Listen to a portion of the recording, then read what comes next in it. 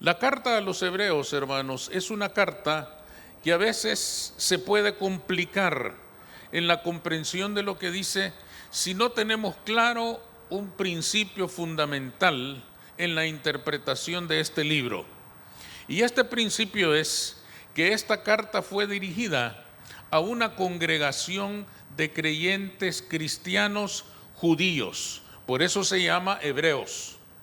Y como judíos, hermanos, ellos venían luchando con aquella herencia milenaria que les había dejado el judaísmo, aquella religión que había sido lo más amado, lo más querido durante siglos, durante todo el Antiguo Testamento. Lo que está pasando en esta congregación, hermanos, es que estos cristianos judíos de repente sienten nostalgia por lo que dejaron atrás. Sienten nostalgia por el judaísmo, sienten nostalgia por los sacrificios de animales, sienten nostalgia por los lavamientos, por las ceremonias, por toda la liturgia de aquella religión majestuosa a la que habían pertenecido durante siglos. La carta entonces quiere advertirles acerca del peligro que están corriendo de perder muchas de las grandes bendiciones que Dios ya ganó para ellos en la cruz del Calvario, pretendiendo que sea aquella religión antigua la que les traiga toda esa bendición. El escritor de la carta lo que desea es demostrarles que si pretenden que la religión antigua sea la clave de su salvación, están perdidos. Y por eso es que él menciona en algunos versículos de los que leímos que el reposo del Señor ya nos ha sido dado a nosotros. Pero parece, dice él, que hay entre ustedes algunos que todavía no lo han alcanzado.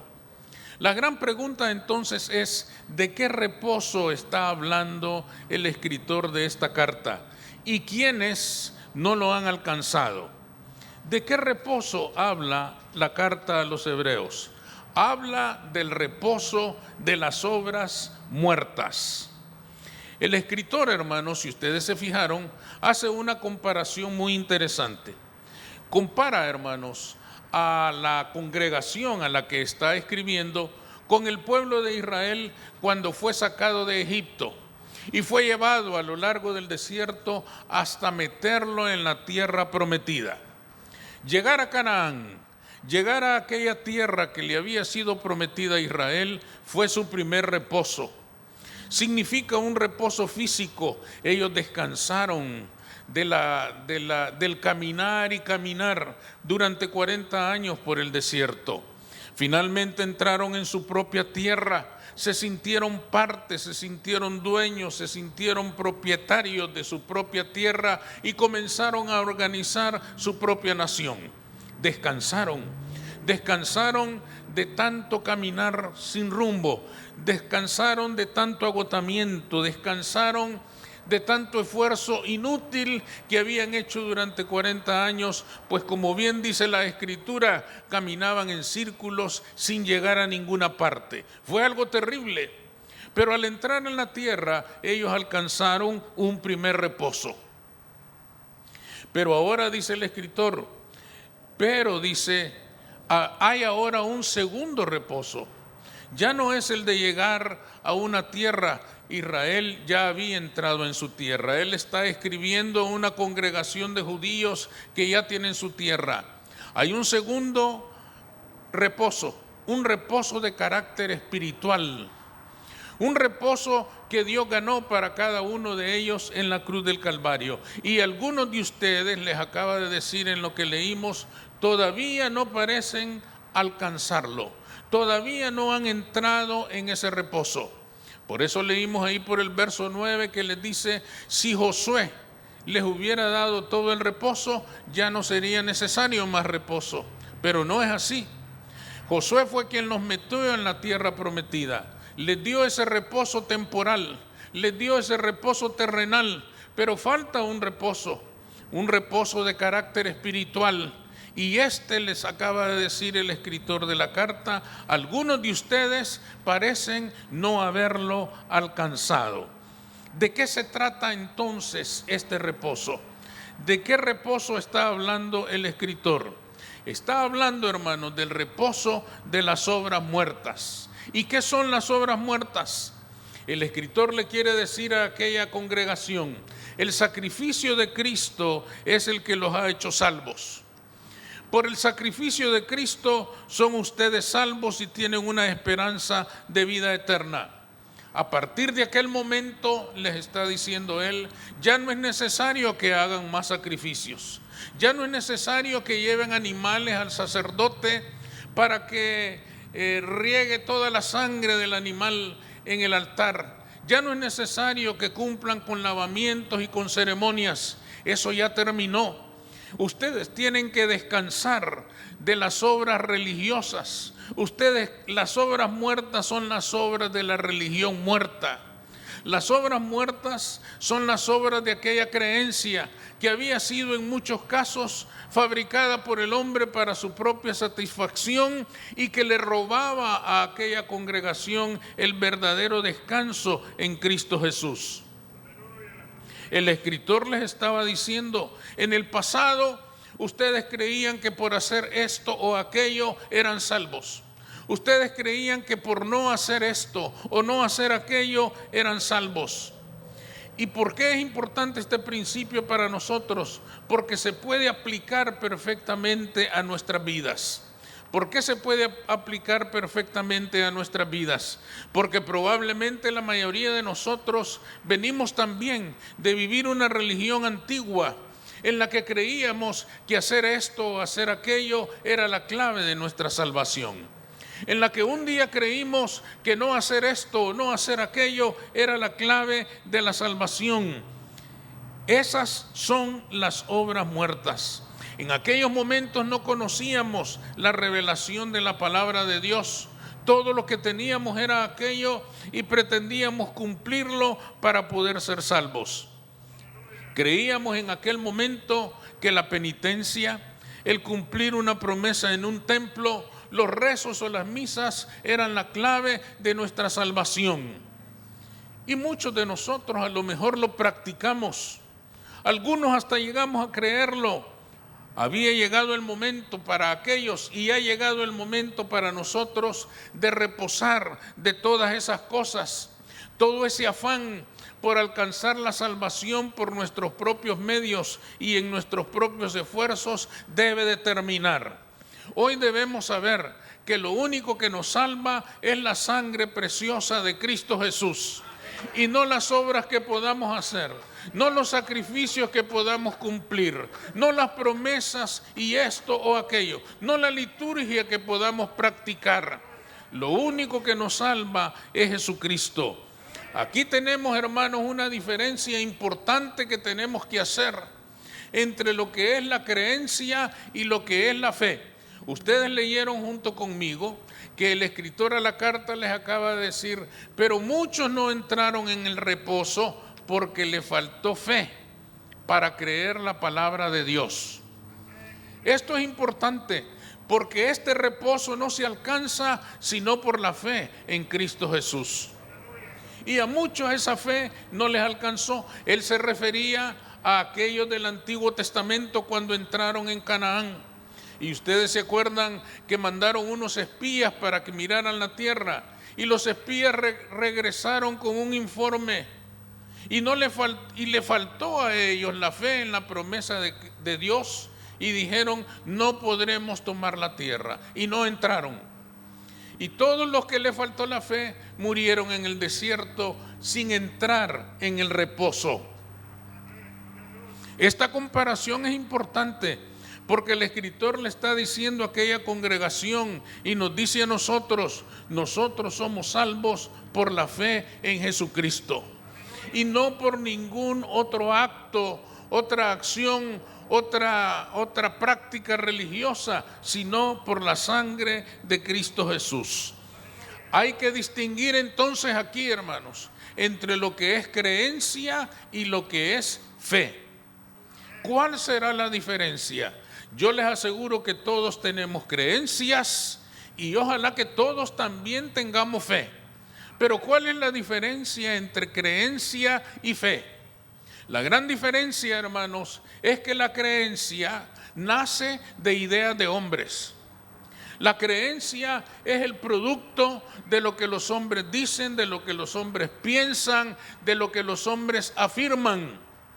Pero con el tiempo estas creencias se aceptan, se creen tanto, se heredan de generación en generación, y con el tiempo las creencias llegan a ser verdad. Y si no, ¿por qué creen ustedes que no pasamos debajo de una escalera? Porque tenemos creencia. ¿Por qué nos asusta si rompemos un espejo? Porque tenemos creencia. Y ay de nosotros si se nos atraviesa un gato negro en el camino. Creencias fuertes, poderosas, que afligen a mucha gente, pero son solo creencias, producto de la invención humana, producto de la mente artificiosa del hombre. La creencia entonces, hermanos, nace de la mente humana, de las ideas del hombre, de lo que él se imagina que es la verdad. Pero la fe nace de la palabra de Dios. La fe viene por el oír y el oír por la palabra de Dios. La fe no viene de la nada. La fe no viene del invento del hombre. La fe no viene ni siquiera, hermanos, de lo que digan las iglesias o lo que digamos los ministros religiosos. La fe nace y debe nacer del conocimiento de la palabra de Dios. Por eso el Señor nos dijo: escudriñad las Escrituras, porque ellas os dan testimonio de mí. Nosotros vamos a conocer a nuestro Salvador en la medida en que conocemos su palabra. En su palabra está revelada. Por eso les acaba de decir el escritor a los hebreos: muchos de ustedes no han entrado en el reposo porque les ha faltado fe para oír la palabra de Dios, porque les ha faltado fe para creer la palabra de Dios. Ya no es tiempo, hermanos, de que ninguno de nosotros esté pensando que es salvo por lo que hace o por lo que no hace, por lo que bebe o por lo que no bebe, por lo que come o por lo que no come. La palabra de Dios es tan hermosa, hermano, pero tan preciosa. En algunos de sus pasajes es tan inspiradora, como aquella que se encuentra en la carta a los Corintios, en la primera carta a los Corintios, en el capítulo 8. El apóstol Pablo dice ahí: de todo lo que os pongan enfrente podéis comer. Yo recibo, hermanos, esa promesa. Quiere decir que todo lo que tenga patas y no es mesa se come. De la palabra es que debe nacer la fe. No de lo que digamos nosotros, no de lo que pensemos nosotros, no de lo que creamos nosotros, sino de lo que dice la palabra del Señor. Esa es la diferencia entre creencia y fe. El que tiene fe en Jesucristo, entonces, hermanos, debe entrar en el reposo de la religión vacía. Ya no se debe sentir sujeto a mandatos, a obligaciones, a sacrificios, a penitencias, a esto, a azotarse, a crucificarse si quiere. Ya no es necesario, porque Cristo se crucificó por nosotros. Él murió por nosotros y ya no se puede hacer más que el sacrificio que Jesús ha hecho por nosotros. En Él somos salvos. Por eso Cristo es nuestro Salvador. Y cuando tenemos fe en Jesucristo como nuestro Salvador, entonces podemos reposar de las obras muertas, de las religiones muertas, de aquellas religiones que nunca nos cambiaron, hasta que conocimos a Cristo y Él nos ha transformado y nos ha hecho nuevas criaturas. Ahora podemos entrar en el reposo y debemos permanecer en el reposo. Este era el consejo del escritor para los hebreos, para aquellos hebreos que querían regresar a aquella antigua tradición religiosa. Es el mismo consejo para todo creyente que está hoy en Cristo Jesús. Si alguna vez siente nostalgia por aquellas cosas que dejó atrás, recuerde que todas aquellas cosas nunca le cambiaron la vida. Pero Cristo lo ha transformado y lo seguirá transformando hasta que perfeccione la obra que ha comenzado en usted. Amén. Por lo tanto, debemos descansar de las obras muertas. En segundo lugar, habla de un reposo que es producto de una obra terminada. Para ilustrar esta segunda verdad, el escritor hace referencia al día de la creación. En el verso 4 dice, porque en cierto lugar dice así del séptimo día, y reposó Dios de todas sus obras en el séptimo día.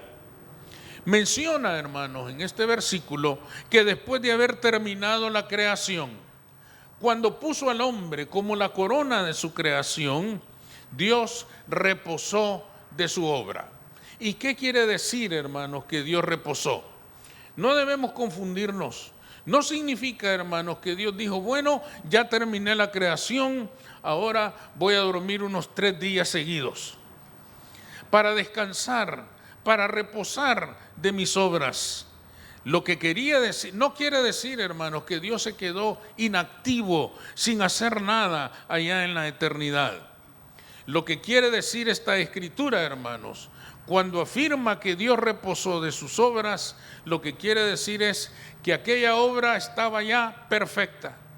Ya no se le podía hacer nada, ya no se le podía añadir nada, ya no había nada que quitarle ni que ponerle. La creación era perfecta. La perfección había llegado con la creación del hombre.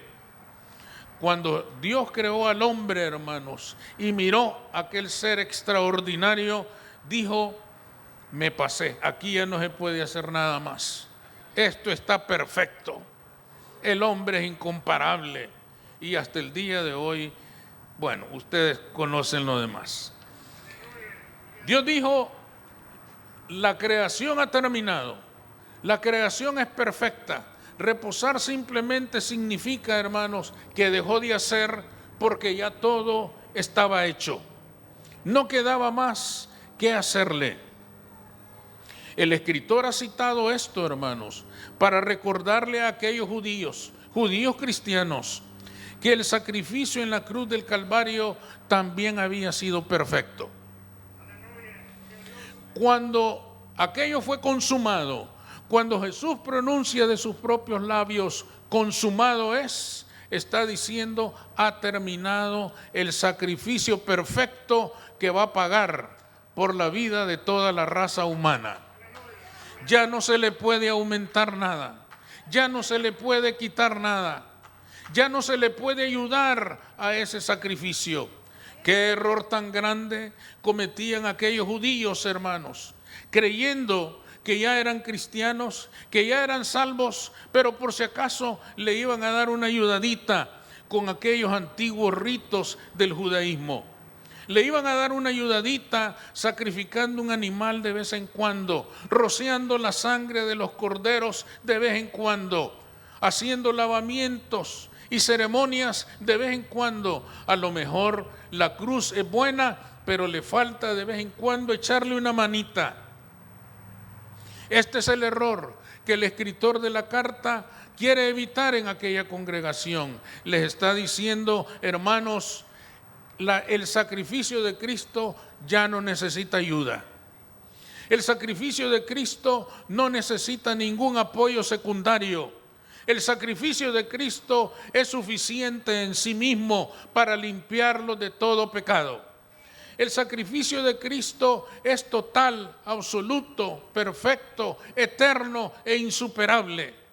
Nadie puede aumentarle grandeza al sacrificio de Jesús en la cruz del Calvario.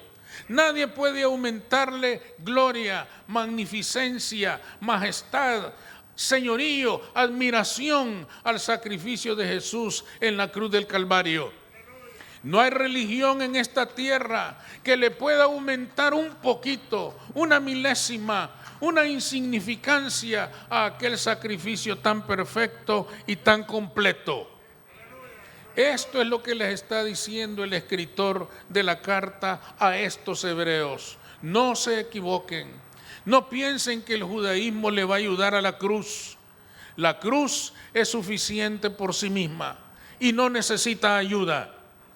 Esto es importante para nosotros, porque hay algunas religiones cristianas que todavía creen que Cristo salva, pero que hay que ayudarle un poquito haciendo esto o haciendo aquello, practicando esto o practicando lo otro. El sacrificio de la cruz es tan perfecto, es una obra terminada y por lo mismo todos deberíamos estar ya en el reposo del Señor. Pero vamos aclarando una cosa.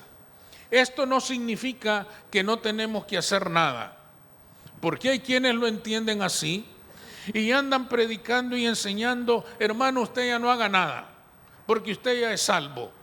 Usted es salvo por el sacrificio de Cristo en la cruz del Calvario. Por lo tanto, usted no necesita hacer nada. Y yo creo que lo hemos creído bastante, porque nosotros decimos: ya soy salvo, y no volvemos a hacer nada por el Señor. Y no volvemos a hacer nada en la obra de Cristo. Y no volvemos a mover un dedo para engrandecer el nombre de Cristo en esta tierra, para proclamar el nombre de Cristo como Salvador en este mundo. Nos sentamos en las cómodas sillas de nuestras iglesias a gozarnos en nuestra salvación y no hacemos nada para que el mundo tenga la esperanza de este reposo en la cruz del Calvario.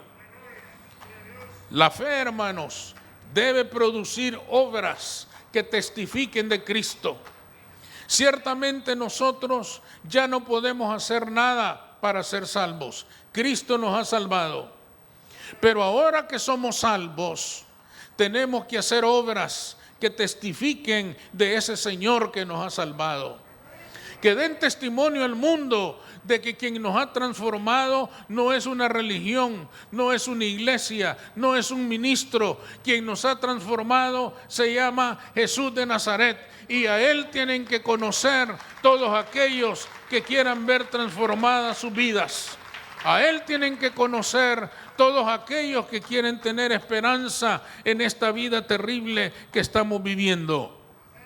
El apóstol Santiago dice en su carta: hermanos míos, ¿de qué aprovechará si alguno dice que tiene fe y no tiene obras? ¿Podrá la fe salvarle? La fe sin obras, dice él, es muerta. La fe sin obras, ¿y qué quiere decir él con que es muerta? Él quiere decir es que la fe sin obras no tiene propósito. La fe sin obras no tiene ningún objetivo. La fe sin obras no tiene metas. No tiene conquistas. Sus batallas no tienen victorias. La fe del cristiano, hermanos, la fe verdadera debe ser una fe que lucha para que el nombre de Cristo sea conocido en toda la tierra, para que el reino de Cristo se extienda en la tierra. La fe verdadera, hermanos, genera obras que engrandecen el nombre del Señor como nuestro Salvador. La carta a los hebreos solamente se refiere a reposar de las obras en el sentido de dejar de creer que hay algo más que podría salvarnos. Se equivocan mucho las personas que afirman: como somos salvos por la fe y no por las obras, ya no tenemos nada que hacer. No tenemos que hacer nada, simplemente gozarnos en nuestra salvación. Para Santiago, esa fe es una fe muerta, es una fe sin vida, es una fe sin propósito. El escritor a los hebreos les está diciendo: guárdense de creer que ya todo terminó y que ya no tienen que hacer nada. Por el contrario, entiendan que el favor que Cristo les ha hecho es tan grande que lo menos que pueden hacer es proclamar a Cristo para que otros lo conozcan, para que otros tengan esperanza, para que otros conozcan la verdad, para que otros lleguen a entender que las religiones no salvan, que las religiones no traen salvación, para que otros lleguen a comprender que ninguna religión le puede ayudar al sacrificio de Cristo. Hay religiones que enseñan que el sacrificio de Cristo es bueno, pero si le ayuda a este santo, aquella santa o la Virgen. Indican con esto, hermanos, que el sacrificio de Cristo no es suficiente por sí solo, que hay que echarle una manita, que hay que darle un empujón, que hay que apoyarlo un poquito para que la salvación llegue. Eso dicen las religiones, eso dicen las creencias, pero la fe dice que solo Cristo salva. La fe dice, hermanos, que Él es el camino, la verdad y la vida, y que nadie puede alcanzar la salvación si no es a través de Él. La creencia puede decir muchas cosas. La tradición puede decir muchas cosas. Respetamos esas creencias, respetamos esas tradiciones, pero no podemos dejar de decir que la verdad, que la fe dice otra cosa. La fe dice, hermanos, que el sacrificio de Cristo es perfecto y que ya nada se le puede añadir, ya nada se le puede aumentar, ya con nada se le puede dar más fuerza, porque tiene toda la fuerza eterna, divina, señorial de nuestro Dios para salvar a la raza humana y limpiarla de todo pecado con la sangre del Cordero que quita el pecado del mundo. No hay otro recurso, no hay otro medio y nadie le puede ayudar al Señor para hacernos salvos.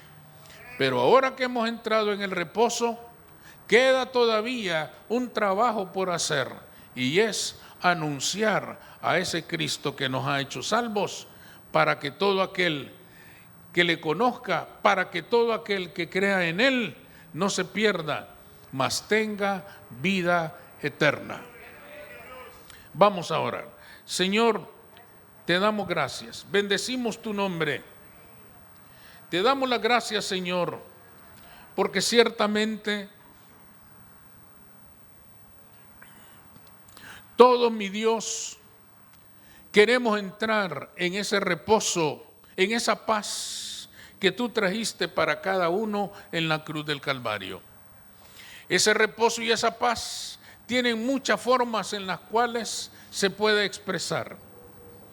Pero una de las formas más hermosas es la de descansar de toda creencia que nos haya indicado, que nos haya hecho creer alguna vez que nuestras obras, lo que nosotros hagamos o lo que no hagamos, lo que comemos o no comemos, lo que bebemos o no bebemos, esa es la clave de nuestra salvación. Ninguna religión, ninguna creencia de hombre nos puede hacer salvos. Solo tu sangre nos puede salvar. Solo tu sacrificio en la cruz del Calvario es el único que puede pagar el precio de nuestras vidas. Y si nosotros hemos creído en tu nombre y te hemos reconocido como Señor y Salvador, ya podemos reposar de todas aquellas creencias, ya podemos reposar de todas aquellas prácticas, ya podemos reposar de todas aquellas tradiciones, sacrificios, rituales, ceremonias, lavamientos, penitencias y tantas otras cosas. Todo eso ha terminado porque la salvación ha llegado a nuestra vida, porque tú pagaste con tu vida nuestra libertad, nuestra salvación, y nos limpiaste de todos nuestros pecados.